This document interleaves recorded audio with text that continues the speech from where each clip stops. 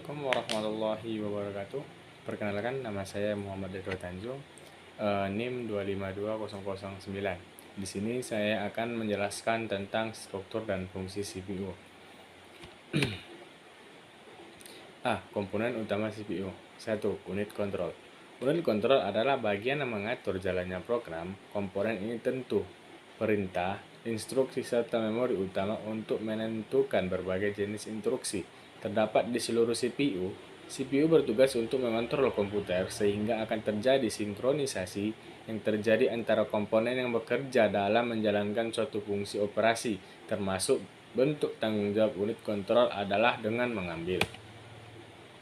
2. Register.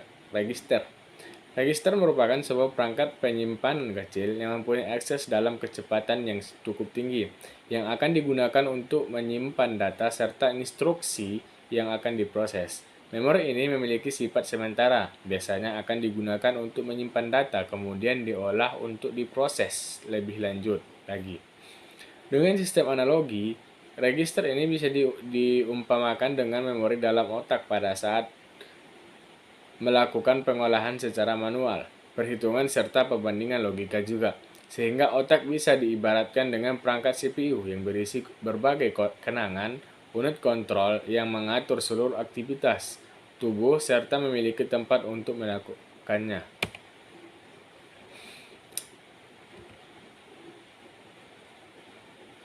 Unit ALU. Unit ALU memiliki fungsi sebagai sistem yang menjalankan operasi aritmatika serta operasi logika yang berdasar dari instruksi yang telah ditentukan. ALU sehingga disebut dengan bahasa mesin yang dikarenakan dalam bagian ini ALU terbagi menjadi dua bagian, aritmatika satuan serta kumpulan boolean unit logika yang masing-masing dilengkapi spesifikasi pekerjaan sendiri. Tugas utama dari sistem ALU adalah melakukan seluruh perhitungan aritmatika yang terjadi berdasarkan perintah program. ALU melakukan operasi aritmatika dasar penjumlahan sehingga membentuk sirkuit elektronik yang akan digunakan disebut dengan adder.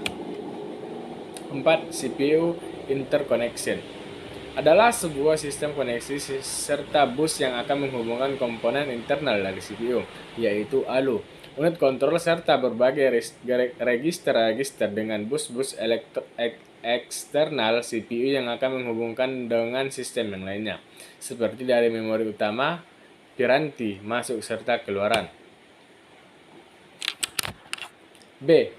Siklus pada CPU. Subsiklus instruksi. Fetch, membaca instruksi berikutnya dari memori ke dalam CPU. Execute, menginterpretasikan opcode dan melakukan operasi yang diindikasikan.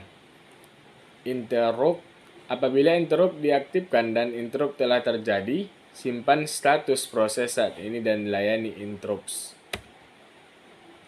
Siklusnya seperti yang ada di gambar berikut ini. Sifat siklus instruksi. Sekali instruksi telah diambil, maka operan spesifirnya harus diidentifikasikan. Kemudian seluruh operan input yang berada dalam memori akan diambil dan proses ini memerlukan pengalamatan tak langsung. Operan berbasis register tidak perlu diambil. Apabila opcode telah dieksekusi, proses yang sama akan diperlukan untuk menyimpan hasilnya di dalam memori. Prosesnya bisa kita lihat di gambar berikut ini.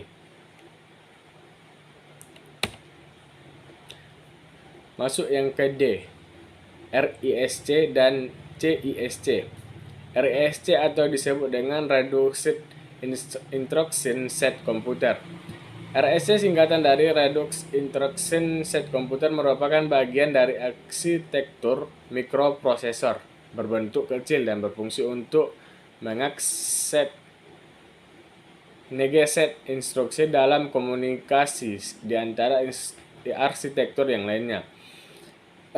RISC juga yang bisa diakses yaitu seperti komputer, mikroprosesor Intel 960, Titanium atau IA64 dari Intel Corporation.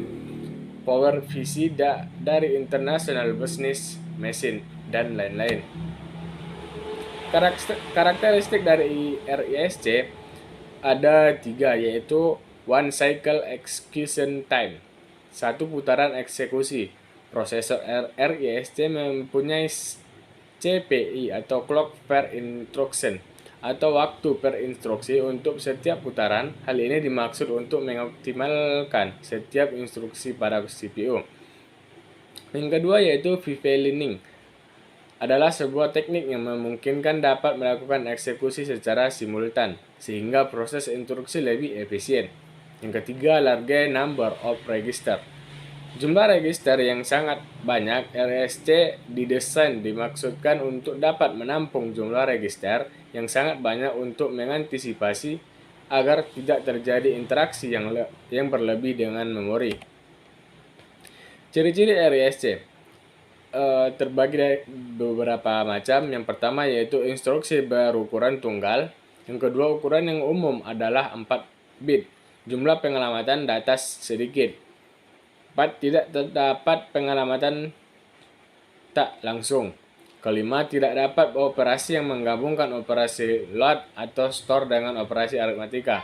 Tidak terdapat lebih dari 1 operan beramalat memori per instruksi. Tidak mendukung perataan sembarangan bagi data untuk operasi load dan store.